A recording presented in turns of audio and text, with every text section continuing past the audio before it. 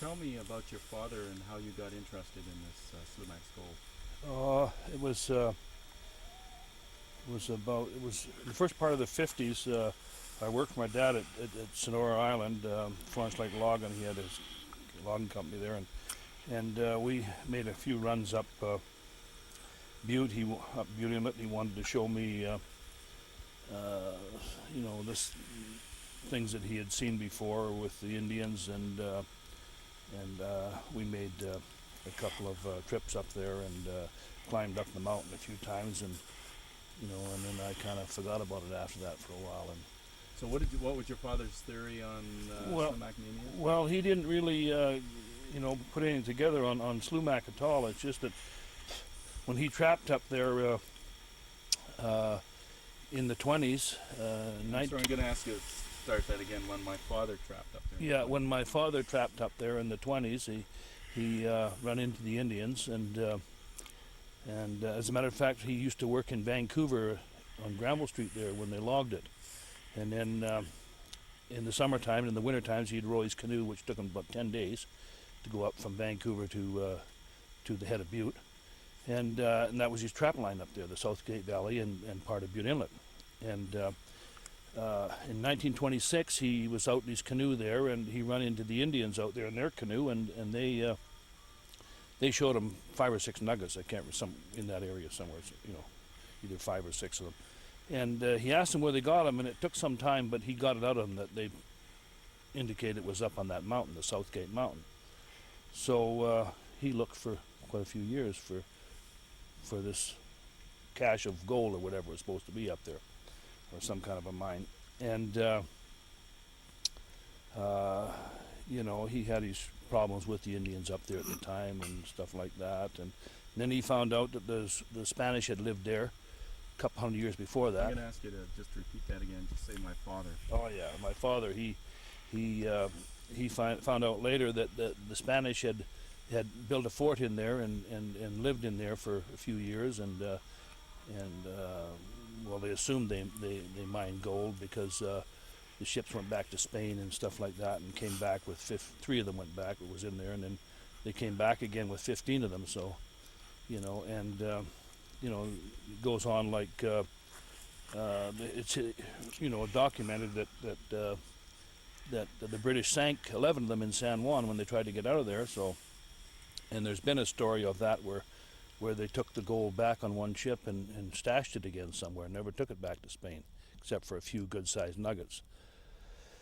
And there's quite a few stories, or whether they sank one of their ships with it on, or decoyed and sank a ship and put it on the land somewhere, and things like this. But he spent a lot of years looking, and he up there, and he, between trapping and that, and then later in years when he was in logging on his own, he still went in certain times. And like I say, I went with him a couple of times, but I just didn't have the interest at that time, being 16, 17, How did you get the interest? Well, it was a little later in years that I started thinking about it, and it started getting to me that I should start looking for whatever he was looking for, So I would go in over the last 30 years. I'd go in a couple times a year, charter a plane, and whether I lived in Sycamoose or Salmon Arm or where up in that area. And I chartered, like for one time there, I chartered Sid Mudson's plane, and we flew in and spent a week or two up on Tatlioka Lake, and flew from there down, made a base camp up there. And it's above the mountains in there, so it's... So I'm just going to ask again, how long have you been actually looking for this gold, and how much do you think you've spent over the years? Well, I figure I spent about close to 200,000 in 30 years, and then I spent over 250, 60,000, 280,000 in the last 5 years. I'm going to ask you to say that again, but just say looking for this Slumach's gold, or just to relate it, because we'll have it all. In the 30 years before, looking for this cache of or whatever that my dad had seen, from the Indians, I spent probably 200,000 or better looking for that. In the last 5 years, it was all together that it had to be Slumach's stuff like that. So I spent another $250,000 plus probably 200 and some thousand of shareholders' money in there looking for now. What we put together was Jackson been in there, and whether or not it was still Slumach's or not, we don't know. But we know that Jackson was in there. We've never found any clues that Slumach was in there except for the pelvis off a 14-year-old Indian girl way up in the mountains. And that would be the only clue that would bring Slumach into it as far as I could see. And but Jackson, yes, we know, and one of the bones we found in there was a set of bones was one of the legs had a big scar on it, and I'm not sure if it was a left or right leg, but one of them had a big scar on the leg, and his bones were deeply grooved from being quite husky as he grew, as he was younger and whatnot. And we figured that was volcanics because the coroners said it was the same year that this person had died, coincided with volcanic brown disappearance. So, and what I figure with him is when they found his cabin and cache, that he realized that he took that from the tent-shaped rock and decided that he never went down in the creek, so left that there and went back to find the creek that Jackson talked about, and that's where down in that canyons where we found those bones. So he never come back out the last time. But when they look for him, they never look far enough north. See, they look just in a certain area, and that's what I think happened to that. Because the bones coincided with the year that he died. One set of bones was 200 years old, and we're a little bit shorter than the average person, so we figured could be Spanish, which would be in the 200-year bracket. And then another set of bones, I think, was one leg bone I picked up. It's all I picked up. It was chewed on both ends, and I stuck it in my back pocket, and we figure the coroner said something like 40 some years or something, so that was the time the last guy went missing. It was below about a 2,000-foot cliff. There was a few other bones around there with it. No skull. There was never any skulls. Tell me a little bit about the tent-shaped rock. We were looking, and Kevin, the manager of Canadian Helicopter out of Campbell River, and myself, most of the time we're flying through there, and he said, look out the side. We were flying over the canyon, and we both seen the creek shooting out of the side of the mountain. We turned around with the helicopter, just got it stopped and turned around, and we couldn't find it again. We spent about an hour looking for it and couldn't see it again. That canyon just kind of disappeared. But I've seen it twice, and I think Kevin was with me both times. And it was Greg, another pilot, that was up there when we found the tent-shaped rock. And we were flying, and it was below the top of the mountain, below the 10,000 foot on the top of the mountain. And it was in an area that 60 feet of snow in the wintertime up there would not cover this tent-shaped rock. The wind kept it off or something. It was just a bare spot all around it. And you couldn't see it. It camouflaged right in. And the only reason that he seen it before us, we were flying way down by the three peaks, and it showed up in the horizon because we were so low. And the pilot said, look, there you are right there. And we finally got up to it, and when we first seen it. But he's the one that spotted that. And what'd you do? You tell well, we went, we landed up on top, and in fact we were going to land there on top, and it looked like a nice clear spot, and I figured this is how a lot of people lose their lives in there. And we were about 6 feet with setting down, and Greg thought he better take a look at it, so he brought the helicopter up, went over the side of the mountain, and it was about a 40-foot overhang we were going to sit on. So as soon as he would have cut that motors, we'd have been down, right down 10,000, the bottom of 10,000 feet in the canyon. So, but we did get landed there in a fairly good spot, and we went over and had a look at it and checked it all out. And it wasn't for quite a while later that I took it down. I decided there was people that were staking around us, were up looking, and wanting to find out where the creek was, and I figured that was a dead giveaway if they ever find it. So we took it down. I never took it out of there for probably 4 or 5 months later. Flew in and took it out, but I did take it down and lay it alongside there, so it would be hard to be seen, stuff like it, because they did know by that time that roughly where we were at, And where is it now? Yeah, well, the tent-shaped rock is right behind me here now. It's we brought it out, and we set it up here. We figured once we do the mine here, that's going to be worth a lot of money. It'll probably go in the office or into a museum or somewhere like that as time goes on. What do you think about the curse? Do you think? Well, I as I started in the last 5 years looking for this, to me a curse was nothing. I didn't believe in them. But as time went on, yes, definitely, I stronger and stronger believed that there had to be a curse. We, I think it was last year that the first part of the year, I fell off a cliff, and I knew better. I was walking along a bluff, and normally the moss is quite, when it's dry, you can walk close to the edge, it won't slip. And it was drizzling rain, not much, just a light rain coming down, and the moss just rolled from under me, and I went down about 60 feet, and there was one small tree about 4 inches in diameter, and that's the only one on a small ledge, about a 1.5-foot ledge there, and I hit that, and that stopped me, and I was looking, well over 1,000 feet straight down. And I fired shells off. I had 2 other people that I sent in a different direction, give them the radio, because I figured I was more experienced in the mountain, and that we were actually still looking for the Spanish caves at the time, trying to look on every ridge on the hillsides, in the mountains, in the rugged areas and that. So they went down that way, and I fired a few shots off, and as it was, I just got 2 weeks out of the hospital from getting my gallbladder taken out, and I wasn't even supposed to be up there. So I had some painkillers that I had, so I swallowed them, and I fired the shots off, and they fired back for 4 hours, and then they finally realized that the sound was not moving, just in one place. So then they started trying to locate helicopters and stuff like this. So we did get one. There was a helicopter in the area, and they weren't going to come and rescue me. It was Pemberton helicopter, and it was an engineer from Harman Kaiser, out of Vancouver, and he said to those guys first, he said that if I guaranteed the wages of all this and even pay for the rope they were going to use before they come in and got me, Comox couldn't come in and get me until the next day.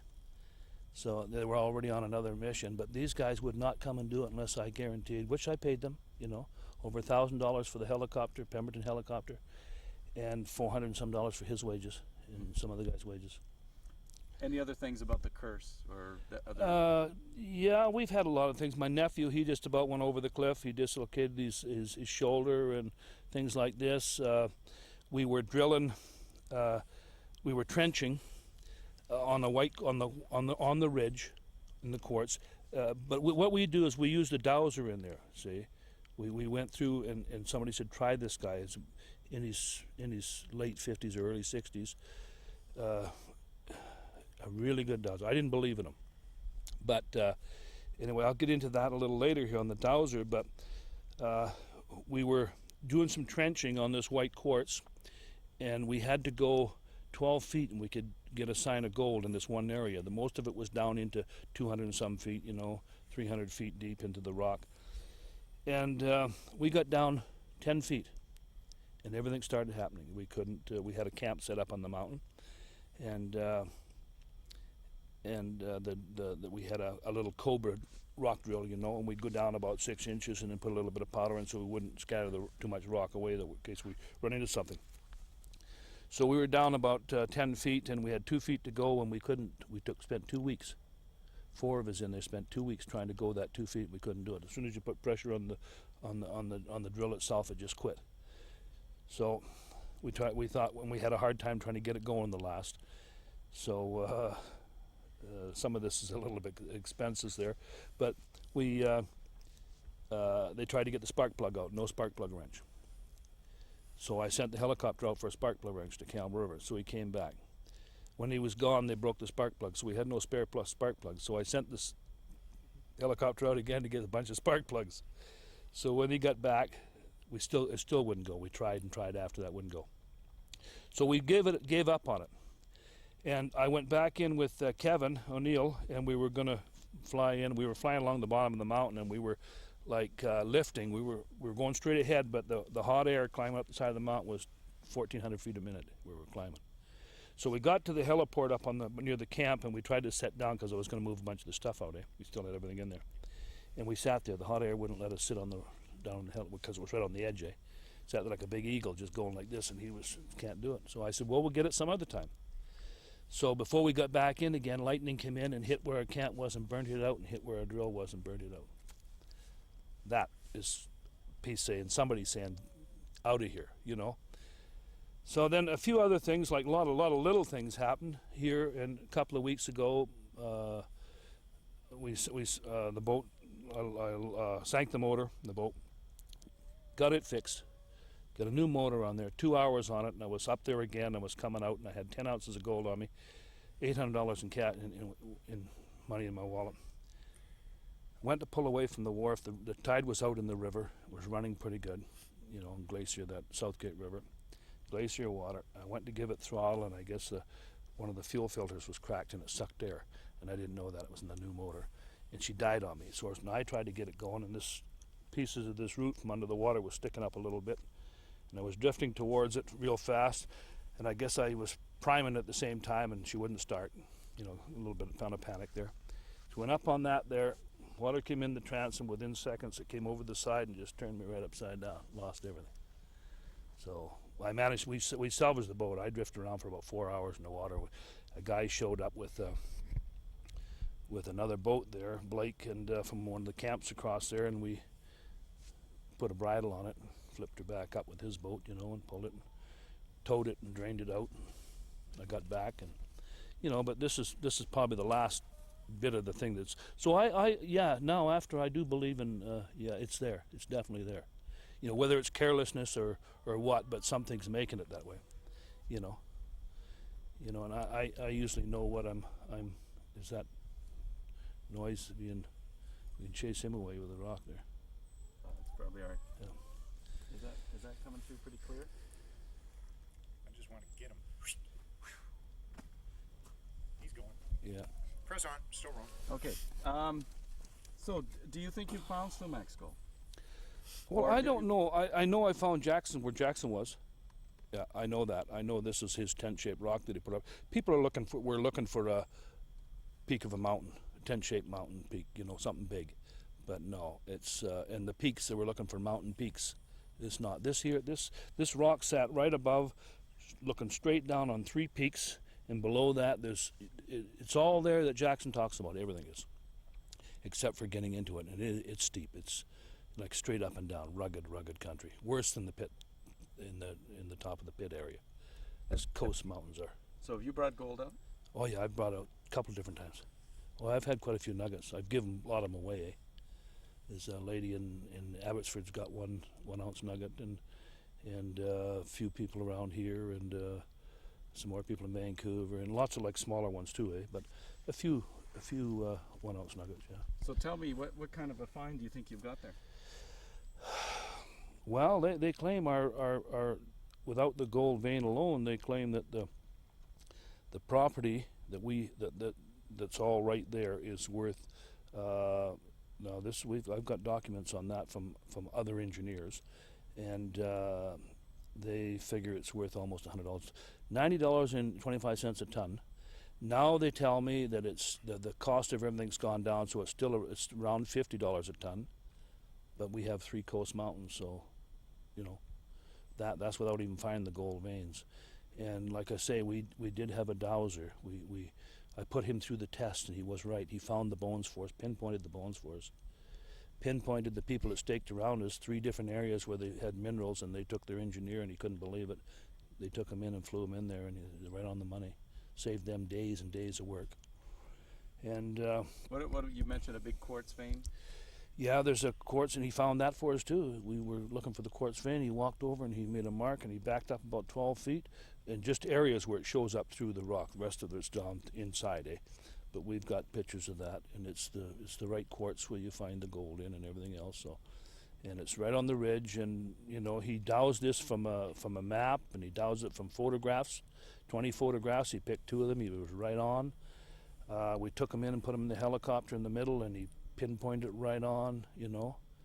And on the pictures on the map, it all starts about 2,000 feet up, which is understandable because millions of years ago when the volcano started, That's where it would basically start, a couple of thousand feet up on the mountain, and runs through. And they've already proven that that's all dome rock around there. So it was the head of Butte was a volcano at one time. Right. I'd like to try and get just maybe a couple of kind of summary statements from you, sort of to the effect that you believe, well, as you've told me, that you believe the actual. Yeah. I know it's there. I know myself. And 3 or 4 other people that are with me know it's there too. I got to get you to say that. We don't know who. who's. Say what it is. You got to say, I know the gold's there or the mine's there, because we won't. We know. I know the gold's there, and so does like a couple other people do too. And we know the Spaniards were in there. And as far as a mine, what the Spanish mined is that could be a mine, but whatever Jackson was taken out of was just laying in the creek. And wherever Slumach, if he was going down, up on top in the basin up on top, there was a hole there. A slide come through probably 11 years after they hung Slumach, before Jackson got in there, somewhere in that time, covered up the hole on the top. You can hear the glacier. Sorry, we're gonna have to cut her there, eh? Just hold on a bit. Just you not were too asking. close, not too close. Down. You were asking about. Yeah, where is the gold? Well, it's Gold. the gold that we had found. We figure Jackson had found is not in Pit Lake. That's for sure. We've proved that point. That there's no trace of gold anywhere in the headwaters of the pit or up the Pit River or anywhere, any of those mountains in there. And he went beyond there. He was seen in Pemberton. Slumach was seen in Pemberton. Jackson took sick in Pemberton when he came out. He was nursed back to health, and then he left. He hung onto his bag. Why are they going over there? They talked about 2 glaciers. One would be going down into Whistler area, Pemberton area. The other one would be going through the Pemberton Valley and going down into the Southgate Valley, which we flew them. Got it all on film. That you could drive a 4x4 over it. It's so smooth. It's easy traveling. And there was a trail that went through from the headwaters of the pit right through the Knights Inlet, trading trail they used for hundreds of years. That's all proven. And they quit using it in the 1890s. That's the time Slumach started using it. But we know where the Spanish were, where Jackson was, and we know that we're sitting on a major gold find. Probably, we don't know, but I would say one of the bigger ones around, probably the biggest one will ever be in BC. They tell me that only fingers of gold run in Australia and Africa, but it could be a possibility here too, seeing it was a major volcano area. You've got it staked. Yeah, we've got it staked off, every bit of it. We've had it, and I'll never lose it. I mean, I could have come close a couple of times for this year, but we've got it basically till next year. If I don't get investors this year, or the first part of next year, I'll finance it myself through my book. So I'll never lose it. And we'll do the drilling ourselves in the spring. But I believe we got people now that are going to finance me, and we're going to go on the market for the winter and raise the capital to do the drilling. And then that's the basic as far as we're going to go. We're going to probably try to sell out after that and let somebody else handle it. But we definitely, we've got it all staked off. No chance of ever losing it. We've done it properly. We staked it 3 times. We flew in there and staked it 3 times, down to the mining office with the head mining fellow there, and he told us the first 2 times, no, we had this wrong, we had to go and restake it again. No, we had this wrong, we had to restake it again. The 3rd time we had it all right. But it was all like, you got to know what you do when you come to stake, and there's lots of little mistakes you can make, and we didn't want to make any because a big mining company walk in and say, oh, you made this mistake, and step over us and end up owning it. So we did that before we ever made it public, that what we had to make sure we had it, completely, so that no one could take it away from us. So we're not worrying there. We do have it all. Whether, like I say again, whether it's Slumach's, we haven't, except for that pelvis off the 14-year-old Indian girl that we found in there, and other than that, we have no, no reason to say it's Slumach's, but we did call our company Slumach Jackson because we still believe it's all the same. You know, he went because he was seen in Pemberton. Slumach was seen in Pemberton, so he went beyond that too. You know, so, and if they were in the Pit Lake area, there was no reason they'd go over that glacier and into Pemberton. None of them. And the people that went missing and never came back, the 54 people, they're probably still in there. You know, their bones and that. We've dug out a few of them, I think 4 of them that we come out with. Our dowser says he knows where there's some more, and he just moves this little thing hanging on a fishing thing with some fingernail in it for bones, and he says, you got bones over there? We jumped in the helicopter, got off as close as we could. He walked down with this thing, and he said, right here, I moved the stinging nettles, and there was the bones laying there. That easy.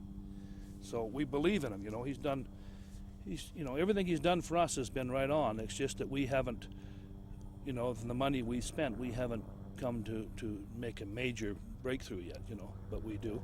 Last year, I was standing outside of the cabin, and anyway, there's a hole up on the mountain now. I got a picture of it in here, I'll show you. That never was there before. I flew by this mountain many times in the last 4 or 5 years, looking for something like that. I heard the rocks fall away and crash and trees break and everything else. Couldn't see it anywhere. I was looking all over the mountain. No, sorry, we're locked.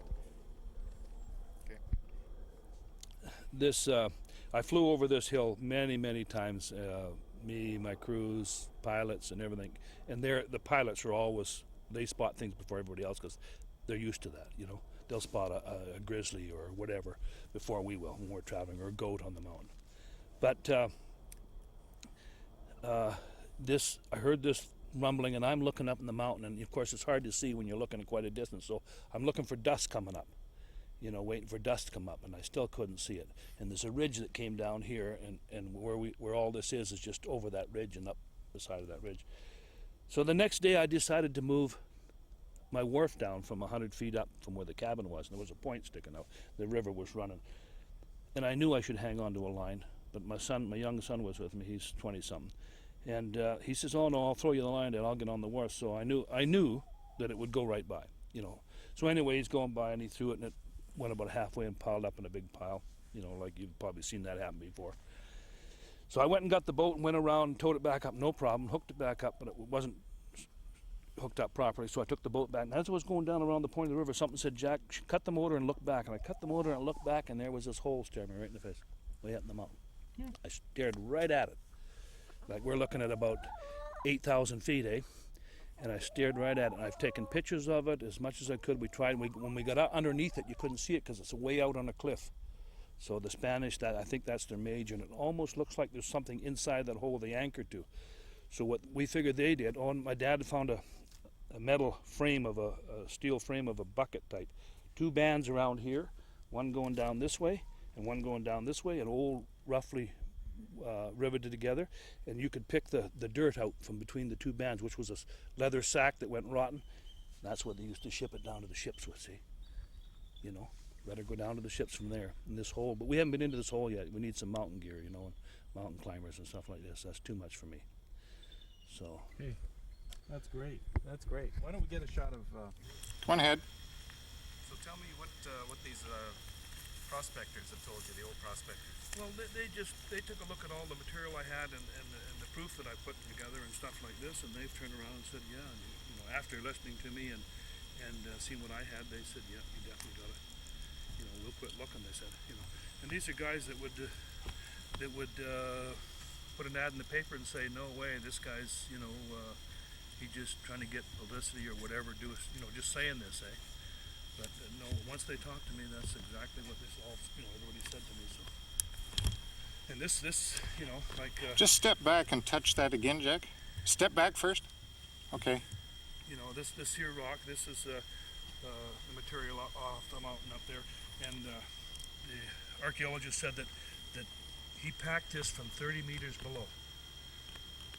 Put up on the mark there. And there's no reason this mark should be there for any other reason but this rock, for any other reason, for anything else. And Arnold even said that geologist there said that he hit it here and somewhere here and here with a hammer and broke this piece here off to mark his mark, eh? And you can tell that this piece here is less exposed to the weather than this for hundreds of years, you know. Right. Or whatever, not hundreds of years, but, you know, quite a few years. So, and this weighs about close to 300 pounds. How did you get it out? Well, I flew in with a helicopter. I chartered the helicopter. Mike, stay where you were. And we Stay where you were. Move left. Well, get you again. How did you get this out? Well, I flew in there with a helicopter. It was Kevin O'Neill again, the manager of Canadian Helicopter out of Camel River, and we actually landed within 6 feet of it. But picking this up, and this blue paint is off the floor of the helicopter. They get on here, picking this up and trying to get it in the helicopter at 9,000 plus, you know, feet in the mountain. You know, you're short-winded anyway when you're up that high. So, you know, I had a heck of a time. You know, get that up and put it in the. Move right, Mike. Put it, You're okay, Jack. I'm Stay gonna there. ask Stay a there. question here. Yeah. Go ahead. So why did you feel that you should bring it out of there? Don't answer it, Jack. This is just part of filmmaking. Mike, quit fucking off there. Okay. Well, we. I'll ask that again. Yeah.